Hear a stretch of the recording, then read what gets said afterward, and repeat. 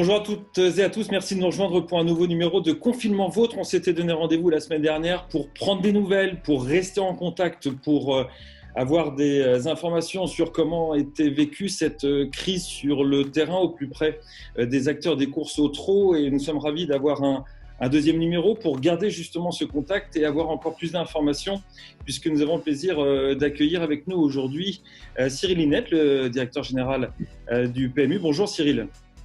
Bonjour Fabien, bonjour à tous. Et Emmanuel Malcaz-Doublec, qu'on va peut-être pour certains de nos fidèles et suiveurs de Provence Course découvrir. Merci Emmanuel d'être également avec nous. Vous êtes la directrice marketing du PMU. Bonjour à tous. Lionel Brantone est quant à lui éleveur, mais aussi gérant d'un point de vente dans la Manche, à Valognes. Et donc son retour sur également l'expérience terrain sera très intéressant. Bonjour Lionel. Oui, bonjour à tous. Et puis, nous retrouvons également Thibault Lamar du SEDJ, qu'il a présidé pendant plusieurs mois, de longs mois. Il est éleveur, entraîneur et à la tête aujourd'hui, Thibault, d'une quinzaine de chevaux. C'est un effectif avec les jeunes, ça fait à peu près ça ? Oui, avec les jeunes à l'entraînement, ça fait ça. Et actuellement, avec l'activité élevage qui bat son plein, entre 30 et 40 chevaux au niveau de l'élevage. Merci à tous d'être là. On sera peut-être rejoint dans quelques instants par Pierre Beloche, à qui nous avions également envoyé une invitation. Un mot, reprise, une date possible 11 mai. La semaine aura été dominée par ces deux infos et les courses françaises se sont organisées pour repartir normalement le 11 mai selon des conditions strictes de sécurité sanitaire et d'organisation que les ministères doivent encore, à l'heure actuelle, là où nous sommes réunis, doivent encore valider. France Gallo a publié son programme remanié de façon assez importante, un programme donc provisionnel, et le trot, prévisionnel, pardon, et le trot nous a confirmé que le programme devrait lui reprendre globalement comme initialement prévu, aussi bien en ce qui concerne les courses premium que les courses PMH. On parle bien sûr pour le moment toujours au conditionnel puisqu'on attend les dernières infos. Mais quid du côté du PMU ? C'est ce dont on va parler aujourd'hui. Merci encore à Cyril et Emmanuel d'être avec nous. Avant tout, comment vous avez vécu cette semaine où on attendait beaucoup de la réunion de mardi et finalement on nous a demandé de patienter 48 heures. Alors peut-être ne sommes-nous pas très bons en patience, mais comment ça s'est passé, Cyril ? Vous étiez au cœur de cette réunion. Oui, mais malheureusement, alors je vais commencer par une grosse déception pour vos téléspectateurs. Je ne vais pas vraiment vous en dire plus parce que pour le coup, bien sûr, j'ai effectivement participé en compagnie des deux présidents, Jean-Pierre Barjon, Édouard de Rothschild, et de Bertrand Méheux, le président du PMU, à une réunion avec les deux ministres correspondant à nos ministères de tutelle, donc que sont le ministère de l'Action et des Comptes Publics et le ministère de l'Agriculture. Il y a des discussions qui ont été posées sur effectivement la situation de crise aiguë que nous traversons tous ensemble. Il y a des demandes qui ont été faites, notamment par les sociétés mères, sur la fiscalité, mais je dois, là pour le coup, pardonner ma prudence, mais laisser au président des deux sociétés mères la primeur du compte-rendu. Je sais qu'il y a des conseils d'administration et comités qui ont lieu cet après-midi, donc je ne voudrais pas évidemment outrepasser mes fonctions. Et j'ai participé, on a essayé de raconter à l'occasion de cette réunion comment on voyait la reprise du point de vue du PMU, avec effectivement ce que vous avez dit, cette date très volontariste et potentielle, mais qui n'est pas encore acquise, de reprise des courses le 11 mai, mais on le souhaite tous, et comment nous on voyait les choses. Mais je ne peux malheureusement pas vous en dire plus sur le retour qu'en a fait le gouvernement. Merci également à Pierre Beloche de nous avoir rejoints. Il est très très occupé, Pierre, comme nombre d'entre vous. Merci de nous avoir rejoints en cours de route. Pierre, on l'a joué comme ça, c'est du direct. Et merci de nous rejoindre juste avant un comité important. Pierre, comment les sociopros ont vécu cette semaine où on était en attente de réponses ? Finalement, il faut patienter. Comment c'est vécu par les socioprofessionnels que vous représentez, vous qui êtes un élu et un administrateur de l'EUTRO ? Oui, bonjour à tous. Il est clair que tout le monde est impatient de réponses claires et précises, mais on entend parler d'une reprise du 11 mai comme tout le monde, mais il n'y a encore rien de signé officiellement, donc on est encore prudent sur cette date de reprise. Prudence et patience, donc, sont les deux maîtres mots. Oui, même si on va vers cette reprise du 11 mai, apparemment ça a l'air d'être assez concret, il y a des travaux de fait pour une reprise avec des mesures sanitaires assez renforcées. Toutes les démarches sont faites pour aller dans ce sens, mais tant qu'on n'a pas un accord de signé, on est obligé de naviguer à vue, on va dire.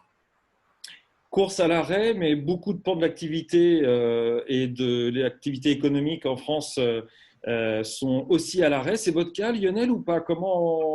Quelle est la nature de votre point de vente? Comment vous pouvez nous donner également la sensation du terrain?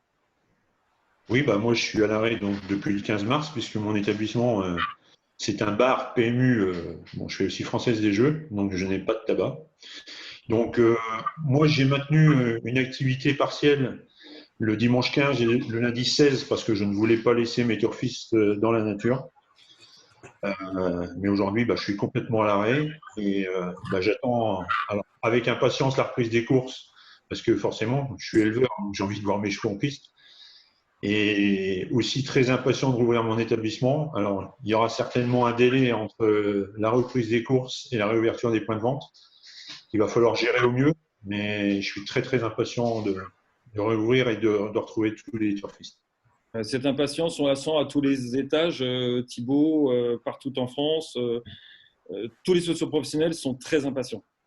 Oui, il y a évidemment les équilibres économiques de la reprise d'activité, mais pour nous, le retour aux courses est le plus vite possible et indispensable. Il y a évidemment le parieur qui finance notre filière, mais il y a aussi les propriétaires. Et actuellement, ils pourraient perdre patience. Ils sont là pour voir leurs chevaux courir. Et voilà, travailler des chevaux dans le vide sans objectif, c'est très particulier. On a vraiment hâte de pouvoir revenir à l'hippodrome.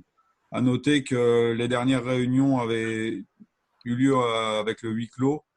Et à ma connaissance, il n'y avait pas eu de contamination dans ce cadre-là. Donc, je pense qu'on a les capacités techniques d'organiser ça dans de bonnes conditions.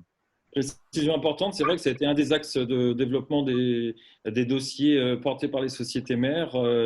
Il est possible d'organiser des courses à huis clos dans des conditions sanitaires strictes, respectées. C'est ce qui avait été le cas pendant 3 jours de mémoire, 3-4 jours, 3 jours juste avant la coupure. Nous a rejoint également Christian Germain, éleveur propriétaire. On est au complet. Merci Christian de nous rejoindre. Nous avons débuté ce tour de table. Vous aurez tout à l'heure certainement au moins une question à poser. On rentre dans le vif du sujet. On a l'occasion et le plaisir d'avoir Emmanuel Malkas-Doublet et Cyril Linette avec nous.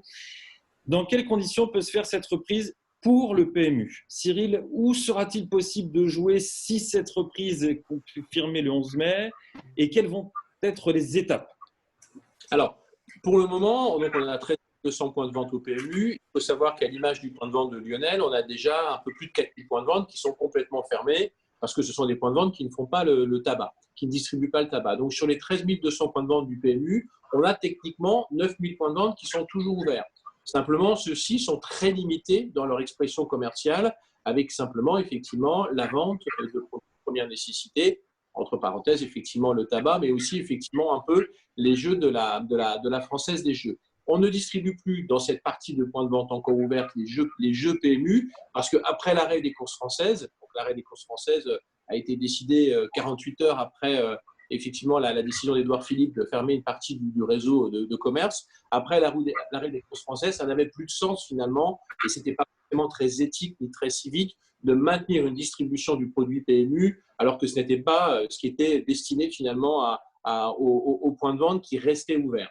Dans le cas où des courses françaises redémarraient, et en tenant compte du fait quand même que depuis un mois et demi, la clientèle s'est adaptée et qu'elle vient faire ses courses, y compris dans ce type d'établissement, en toute responsabilité, eh bien, on pourrait, sous réserve évidemment de l'accord, notamment des confédérations, presse et tabac, on pourrait assez rapidement réinvestir cette partie donc dédiée à la presse et au tabac. Donc ça ne concerne toujours pas un point de vente classique comme Lionel. Ce serait dans des conditions dégradées parce que ces points de vente-là n'ont pas accès aux lieux de café. Il y a beaucoup de mélange évidemment. Les activités n'auraient toujours pas accès aux lieux de café et notamment aux courses par course. Mais on pourrait imaginer qu'une partie de notre réseau puisse à nouveau recommencer à distribuer les produits du PMU.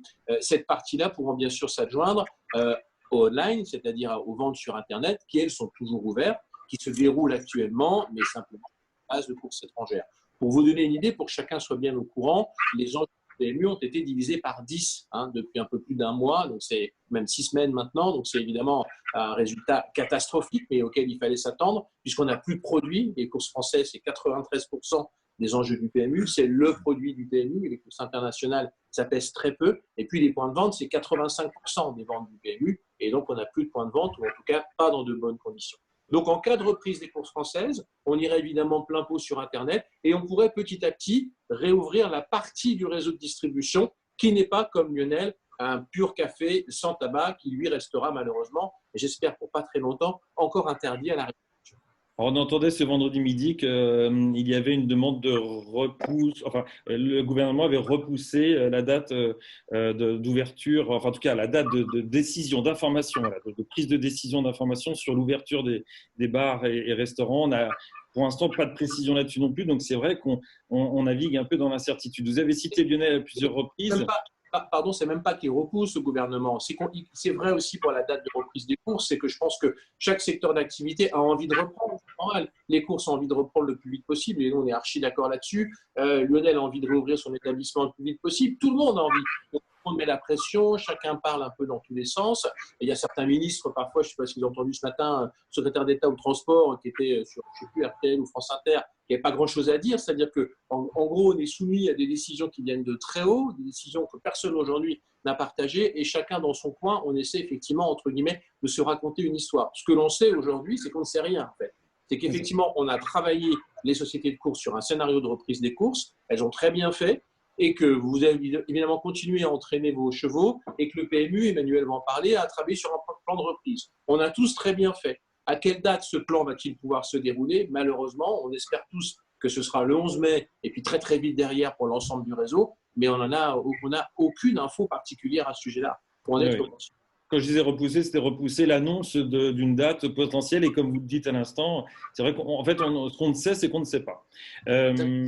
Lionel, on vous a cité à plusieurs reprises. Là, c'est vrai que maintenant qu'on a compris, a priori, avec toutes les réserves qu'on vient d'annoncer, quelle serait la distribution, on s'interroge sur l'offre. Et vous aviez une question peut-être pour Cyril Linette et Emmanuel Malcaz-Doublet.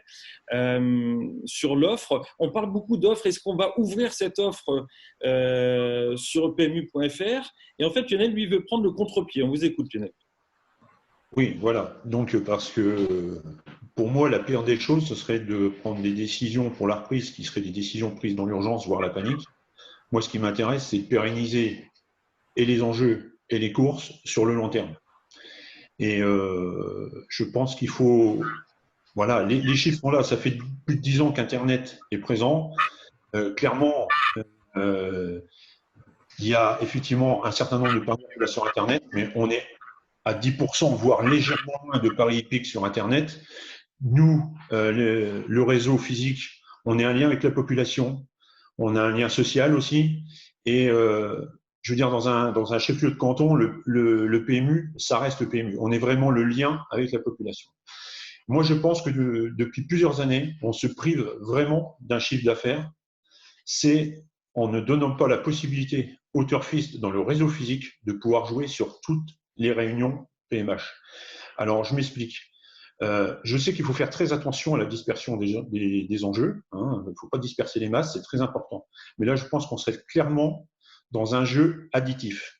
C'est-à-dire que le turfiste, donc forcément, ça s'adresserait quand même à des gens assez avisés, mais le turfiste qui suit un cheval régulièrement et qui le voit courir en PMH qui ne peut pas le jouer, c'est une vraie frustration.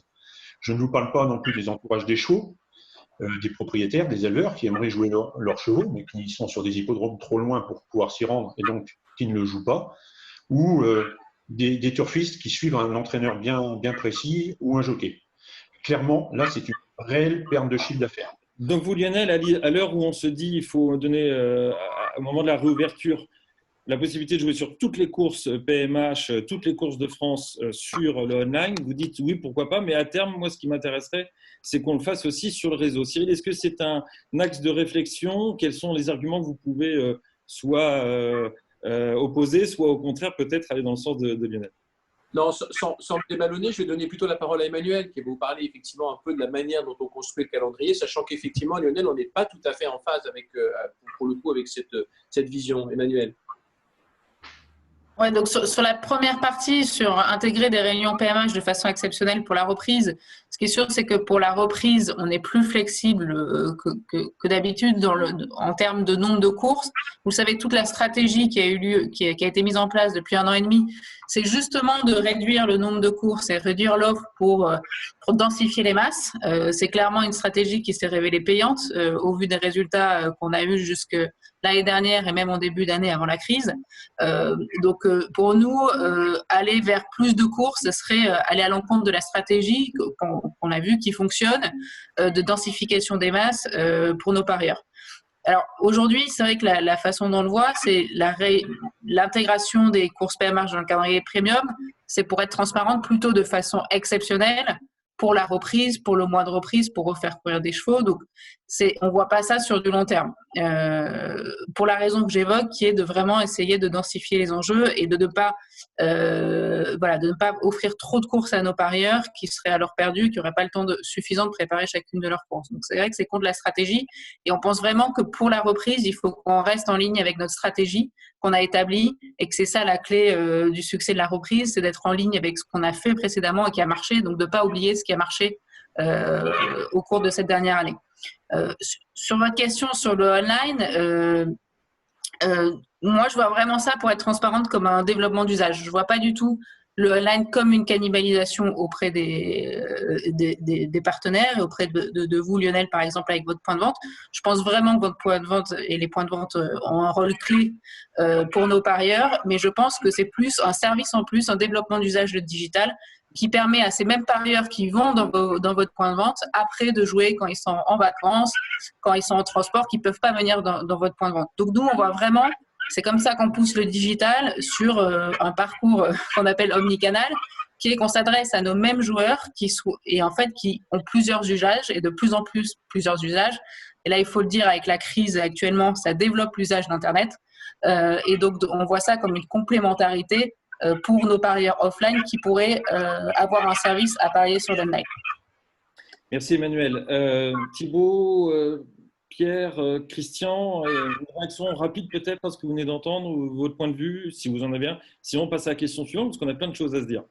Moi, je pense que la stratégie on a fui la dilution des masses et on ne peut pas ouvrir à plus de courses sans tourner le dos à cette stratégie. Donc, malheureusement, il y a des choix à faire.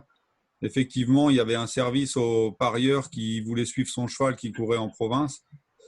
Voilà, il faut faire des choix. Est-ce qu'on est dans le service à tout le monde ou dans une stratégie payante? Ma foi, il me semblait qu'on était en bonne voie en début d'année. Je serais tenté plutôt de poursuivre qu'autre chose. Pierre?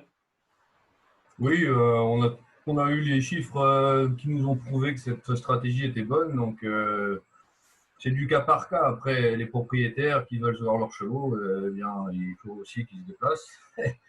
C'est délicat de satisfaire tout le monde, mais le clé de la réussite, c'est les enjeux qui sont optimisés par l'orientation des parieurs sur des courses à potentiel et pas dispersés sur tout un tas de courses. Donc, je suis assez en phase avec ça parce que les chiffres l'ont prouvé. Par contre, j'avais une question, Cyril Linette ou Emmanuel. On sait que la SNCF nous explique en ce moment qu'avec seulement 60% de leur TGV, ils vont couvrir tout juste leurs frais. Est-ce que vous avez une idée, vous, de la couverture idéale à la reprise, en sachant qu'on va repartir avec 30% peut-être, on imagine, en étant de façon réaliste? Je n'ai pas complètement compris la question, Pierre, pardon. Quel serait le niveau déjà de point mort du PMU? Et à partir de quand on peut idéalement dire qu'on arrive aux premières allocations, voire plus?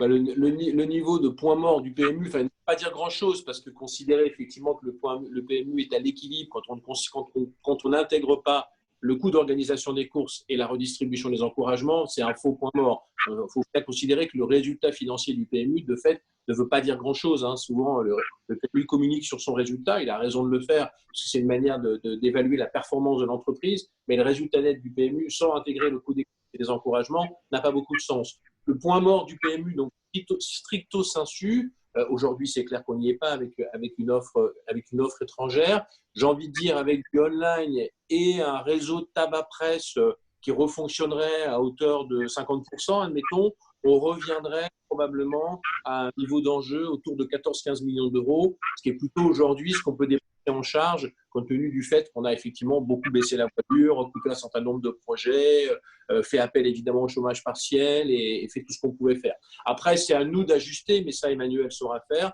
la nécessité d'investir, de réinvestir en termes de marketing, de commerce pour évidemment remotiver les clients avec ce qu'on est capable de gagner au fil des mois. On repartirait probablement effectivement avec une étagée. Ce qu'on pense aussi, c'est qu'on n'a pas forcément besoin de cette toute première phase qui consiste à relancer l'activité auprès des parieurs les plus passionnés, par exemple d'une communication au large type film publicitaire, des choses qui coûtent très cher, qu'on peut faire à la télé par exemple. Ça, on en aura besoin peut-être en juillet ou en septembre, quand effectivement de nouveau le réseau sera ouvert. Aujourd'hui, pour la clientèle qui en gros se morfond, qui tourne comme un lion en cage parce qu'elle ne peut pas jouer, elle n'a pas forcément besoin de ça. Donc on serait capable, je pense, de mettre en place une reprise avec des coûts évidemment, notamment liés à l'informatique, mais des coûts assez modérés qui nous permettraient assez vite d'équilibrer. Malheureusement, encore une fois, le PMU a beau arriver au meilleur équilibre possible, et on peut toujours faire mieux, cet équilibre, il ne compte pas totalement puisqu'il n'intègre pas finalement le coût de la matière première. La matière première, c'est votre travail, c'est-à-dire c'est l'organisation de l'élevage, l'entraînement et l'organisation des compétitions. Emmanuel, je ne sais pas si tu veux compléter. Oui, non, c'est exactement ça. En fait, on va allouer les moyens en fonction du chiffre qui rentre au PMU. Donc, on va le faire de façon intelligente, comme le dit Cyril. Donc, dans une première partie qui sera une reprise progressive avec l'online et le réseau qui est actuellement ouvert, on ne va pas faire beaucoup d'investissements médias puisque c'est sur notre cœur de cible qui a envie de rejouer. Et donc, je pense que dès cette phase-là, on peut retrouver un point mort au PMU. Après, comme le dit Cyril, c'est au niveau du PMU. Mais après, ça ne prend pas en compte le coût d'organisation des courses et les allocations qui est un vrai sujet. Donc, la rentabilité au sein du PMU, oui, on peut l'obtenir avec le réseau tel qu'il est aujourd'hui et l'online si on a des courses françaises. Après, c'est la question plus globale au niveau de la filière. Merci, vous avez répondu à une question qui devait venir un petit peu plus tard, mais ça nous permet d'avancer parce que le temps passe déjà très très vite. Christian Germain, je voulais avoir votre avis parce que vous avez pris la parole à plusieurs reprises, notamment dans notre première émission, où vous êtes un fervent défenseur il faut faire progresser maintenant le online. C'est le moment ou jamais. En quelques arguments, on vous écoute et ça nous permettra de poser une nouvelle question. Oui, tout à fait. Oui, je pense que c'est le sens de l'histoire. De toute façon, je crois qu'il faut vivre avec son temps. Et le online, pour moi, aujourd'hui, il faut le booster énormément. Il faut profiter de l'occasion. On n'a rien du tout en face de nous, c'est-à-dire au niveau sportif, ou pas grand-chose, pendant 3 mois. Je pense que, contrairement à ce que vient de dire Cyril Linaret et Emmanuel, je pense que c'est là qu'il faut justement faire un effort assez important en spot publicitaire pour inciter les gens, justement, puisqu'ils sont en confinement chez eux, qui s'ennuient, la plupart, du type, par exemple, je sais pas, le père qui a 55 ans et son fils qui en a 25-30, et qui dit qu'il voit son père qui s'ennuie à mourir, alors qu'il sait très bien que son père aime bien aller de temps en temps sur les champs de course à droite à gauche. Il dirait pourquoi pas, regardons Equidia, et puis il dit bah oui, mais je peux pas jouer. Alors parce que moi je vais au point de course d'habitude. Alors de l'inciter justement à venir sur le online, et l'initier à ça. Je pense qu'il y a moyen de faire des spots publicitaires comme je sais pas, l'aide-soignante qui va voir la personne qui est seule chez elle aussi en ce moment. Je crois que c'est une occasion, mais unique, où on peut s'installer chez les gens et les inciter à jouer.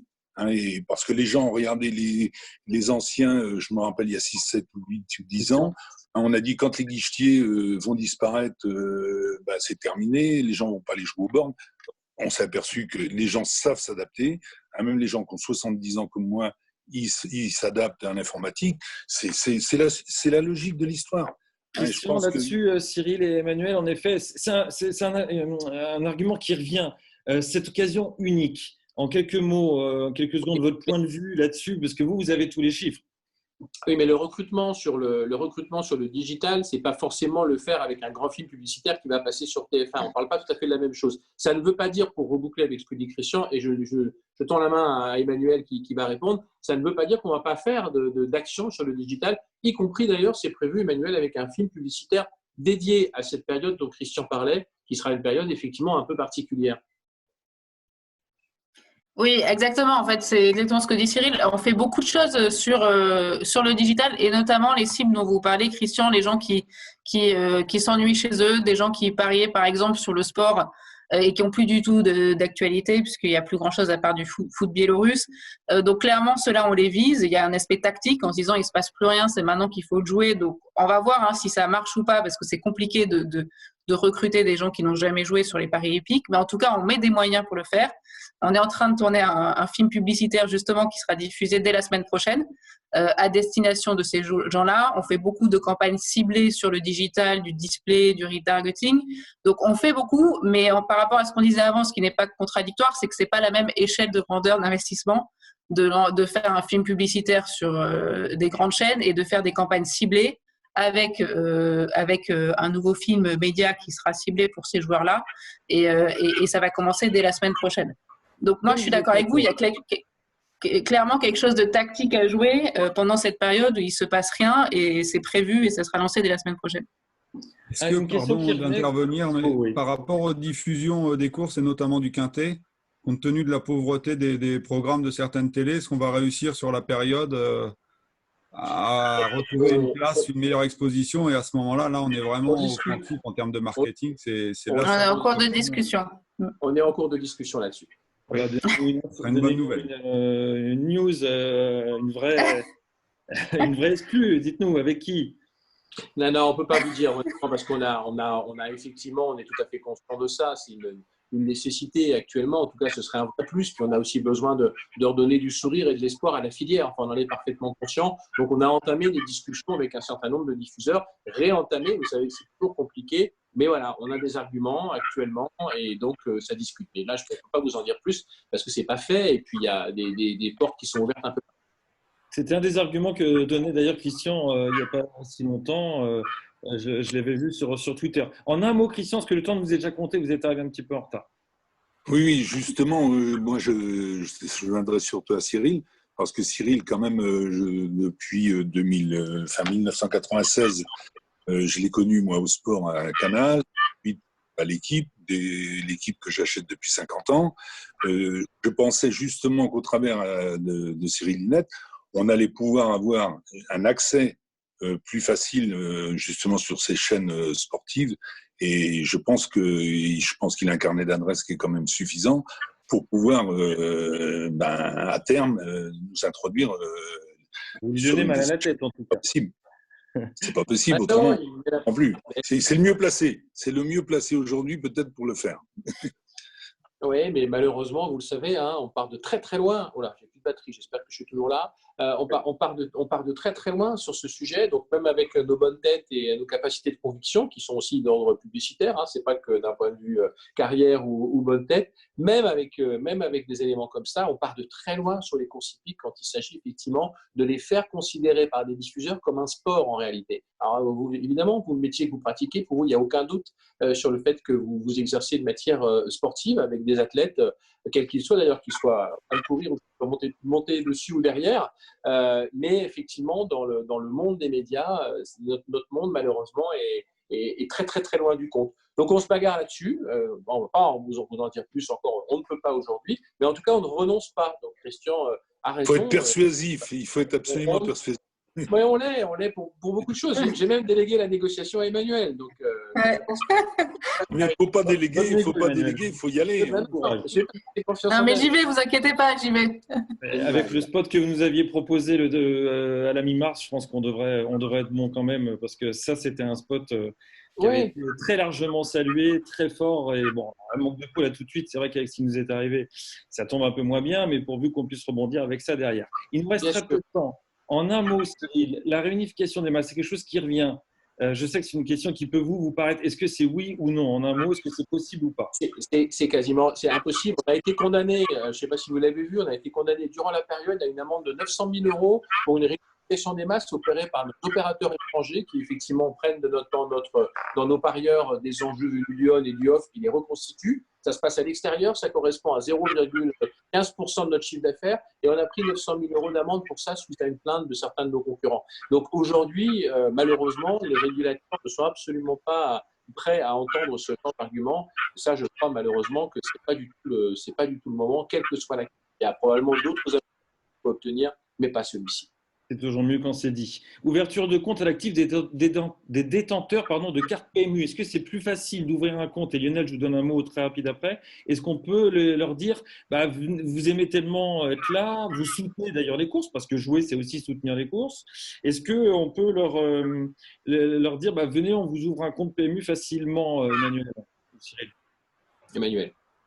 Là, le problème, c'est un point de vue réglementaire. On peut pas. Le processus est très réglementé. Donc, on aimerait bien faciliter. On aimerait bien dire à nos clients, même offline, on vous ouvre automatiquement un compte online pendant cette période où votre bar PMU n'est pas accessible. On n'a pas le droit. On n'a pas le droit d'utiliser notre base de clients offline pour aller sur l'online, justement pour cette question des séparations des masses. Et on ne peut pas faire, même pendant cette période, de souscription simplifiée. Donc là, malheureusement, c'est des contraintes réglementaires qui font qu'on ne peut pas faire de passerelle. Merci. Pierre a un comité dans quelques instants. Si Pierre, vous devez nous quitter, on comprendra très bien. C'est virtuel en plus, cette façon de nous quitter, donc c'est très bien. Lionel, vous vouliez poser une question, mais très rapide, je compte sur vous, parce qu'il ne nous reste plus que 4 minutes 30. Oui, je voulais surtout réagir aux propos de Christian. Ce n'est pas un problème d'accès à la technologie ou savoir servir d'un ordinateur. C'est juste que les turfistes, ils veulent garder l'anonymat, clairement. Ils veulent avoir de l'argent matérialisé. Et vous parliez, par exemple, c'est un exemple supplémentaire tout de suite, des cartes PMU.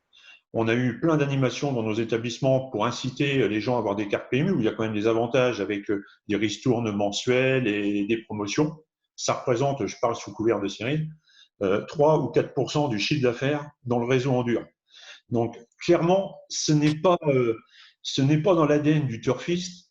Moi, je dis qu'un turfiste, un joueur qui rentre dans un établissement de PMU, c'est un turfiste.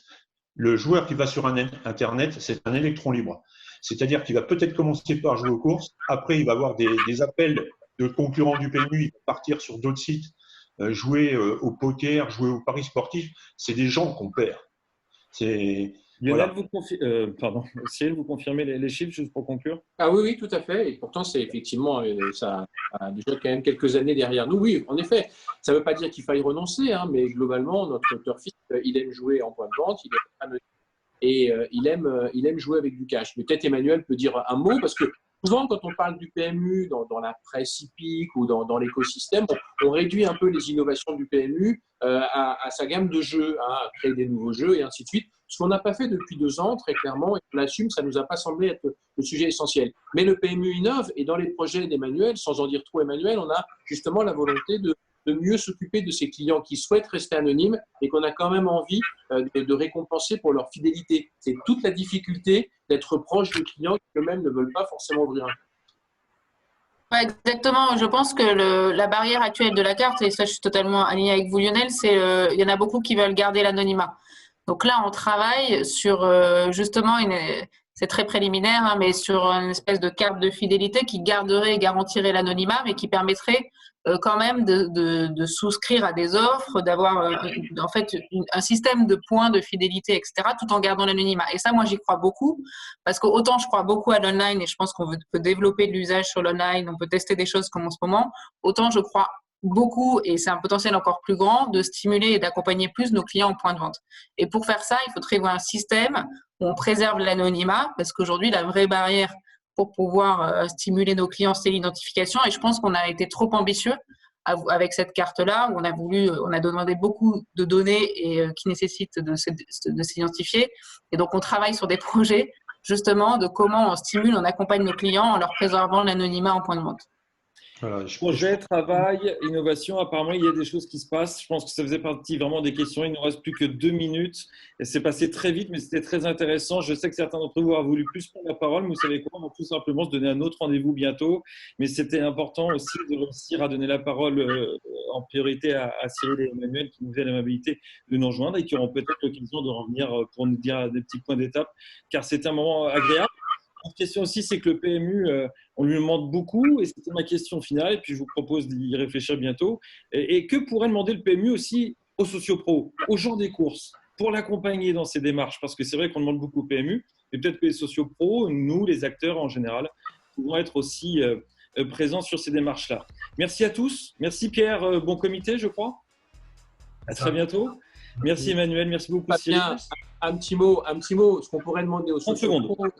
30 secondes, c'est d'être positif. Je sais que c'est très dur en ce moment, je sais bien les contraintes économiques, l'angoisse pour les uns et les autres, mais je pense qu'il faut, et c'est vrai pour le PMU, hein, je pense que dans cet univers, il faut qu'on soit plus positif. Il y a trop de déprime quand vous lisez en partie la presse hippique, il y a trop d'oiseaux de mauvais augure et autres. Je sais très bien que voilà, c'est une crise aiguë, mais c'était une crise quand je suis arrivé aussi, et c'était une crise il y a 20 ans, il y en a toujours eu des crises. Il faut être positif, il faut qu'on arrive à faire envie. Voyons. Pour faire envie, il faut être un peu plus joyeux, je pense. Et je sais que c'est pas simple, mais c'est important pour tout le monde. Alors sourions pour se dire au revoir. Merci, je dois couper. À très vite. Bye bye. Merci. À très vite. Au revoir. Au revoir.